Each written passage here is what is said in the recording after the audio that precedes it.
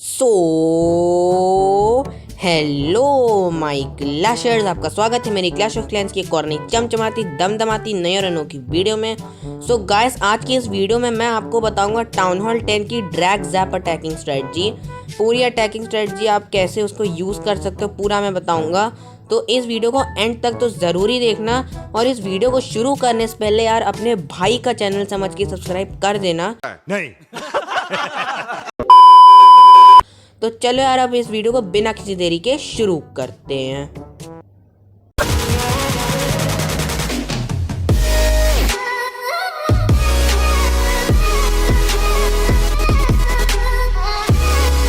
तो गाइज, यहाँ पे मैं आपको पहले ही स्ट्रेटजी दिखा दे रहा हूँ कि स्ट्रेटजी क्या है। तो यहाँ पे अगर मैं आऊँगा तो ये स्ट्रेटजी में ये कि आपको 11 dragons, 2 baby dragons, 11 lightning spell ले जाना है। तो अभी यहाँ पे मेरा किंग अपग्रेड पे है, पर जो यहाँ पे मैं आपको अटैक दिखाऊंगा उसमें मेरे किंग और क्वीन दोनों थे। तो यार ये सिंपल अटैक स्ट्रेटजी यार, मतलब कुछ भी नहीं करना है इसमें। तो यहाँ पे बहुत ही ईजी है, बस वही नॉर्मल ड्रैग ज़ैप है।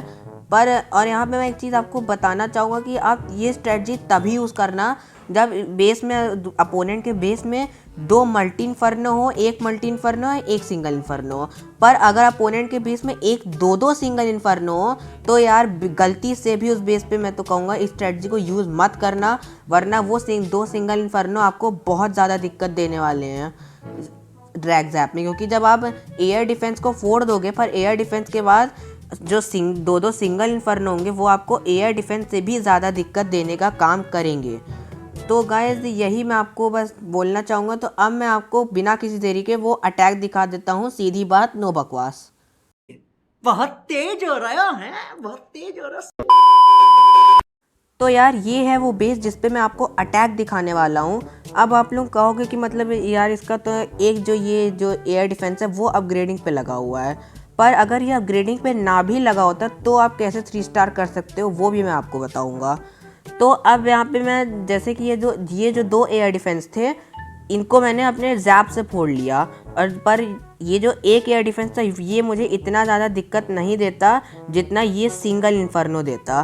तो इन 2 को फोड़ने के बाद ये मैंने सिंगल इन्फर्नो को फोड़ा। हाँ, अगर ये एयर डिफेंस मेरा अपग्रेडिंग पे ना लगा रहता तो मैं इस एयर डिफेंस पे ही अपने सारे मतलब कि और जो बचे हुए लाइटनिंग डाल के इसे भी फोड़ देता, तो ये 3 फूट जाते हैं।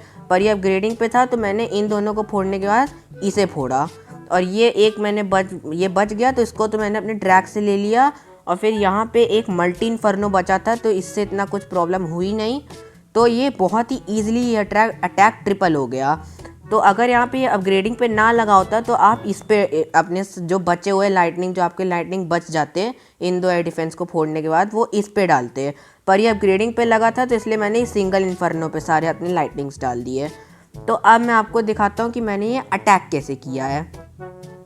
तो आप लोग यहाँ पे देख सकते हो कि मैंने पहले सारे लाइटनिंग से यहाँ पे अपना दोनों एयर डिफेंस फोड़ दिए, और फिर ये अपग्रेडिंग पे लगा था ये एयर डिफेंस, तो इसलिए मैंने ये इन्फर्नो फोड़ दिया अपने ज़ैप से। तो अब एक मल्टी इन्फर्नो और एक एयर डिफेंस बचा था जो कि मेरे ड्रैगन्स को सबसे ज़्यादा प्रॉब्लम दे सकता था, पर इतनी प्रॉब्लम हुई नहीं और ये बेस आराम से ट्रिपल हो गया। और आप देख सकते हो यहाँ पे कैसे आर्मी छोड़नी है, मतलब कि आपको यहाँ पे पहले एक साइड किंग से और एक साइड अपनी क्वीन से फनलिंग करनी है, और फिर जो बीच में अपने, मतलब कि बीच के जो चीज़ें हैं वो अपने 2 बेबी ड्रैगन से फनल करनी है। और जब ये सब फनल वलन कंप्लीट हो जाए तो फिर आपको अपनी सारे ड्रैग्स छोड़ने हैं, और सारे के सारे ड्रैग्स के पीछे आपको अपनी स्टोन स्लैमर छोड़नी है, और स्टोन स्लैमर में आपको ले जाने हैं लून्स। हाँ, कई लोग स्टोन स्लैमर में क्या करते हैं कि ईडी ले जाते हैं, पर ईडी में एक प्रॉब्लम है। जैसे कि अगर आप ईडी ले जाते हो और अगर आपके ईडी को सिंगल इन्फर्नो ने पकड़ लिया, तो मैं बता रहा हूँ 5 सेकंड लगेंगे सिंगल इन्फर्नो को आपके ईडी को रोस्ट करने में, और ईडी वहाँ पे कुछ नहीं कर पाएगा। इसलिए आप लून्स ले जाओ, जिससे जब स्टोन स्लैमर फूटे तो लून्स आपको अच्छे डिफेंसेस की वैल्यू दे पाएँ। तो यहाँ पे इसके बाद आप देख ही सकते हो ये अटैक कितना तगड़ा जा रहा है। तो यार मेरी आर्मी तो यहाँ पे एकदम अंदर ही जा रही है, मतलब ट्रूप्स भी एकदम सत्यानाश कर रहे हैं बेस का। तो यार मतलब यहाँ पे मौज कर दी भाई साहब इस अटैक ने। तो यहाँ पे ये अटैक तो कंप्लीट हो गया। और यार कोई भी ये कमेंट मत करना कि ये एक एयर डिफेंस अपग्रेडिंग पे लगा है। तो यार मैंने आपको क्योंकि ये भी बताया हुआ है कि अगर ये ना भी ये एयर डिफेंस अपग्रेडिंग पे लगा होता तब उस सिचुएशन में आप कैसे 3 स्टार कर सकते, ये भी बताया है। तो इसलिए ये कमेंट ना करना कि ये एक एयर डिफेंस 3 अपग्रेडिंग पे लगा हुआ था। तो चलो यार, अब ये अटैक तो बहुत ही ईजिली 3 स्टार हो चुका है। मल्टी इन्फर्नो एक बचा है जो कि इतना कुछ नहीं बिगाड़ पाएगा। तो अब ये जो क्लीनिंग का प्रोसेस है वो मैं आपको फास्ट फॉरवर्ड करके दिखा दे रहा हूँ।